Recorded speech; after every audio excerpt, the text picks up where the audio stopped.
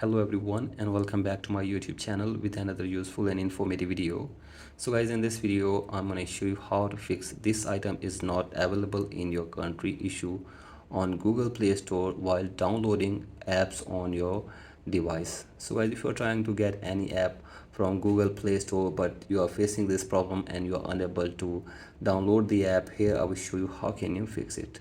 So guys, basically you have to simply set the country or change the country or region on your account because the app you are trying to download is not available in your country. So as you can see, this item is not available in your country.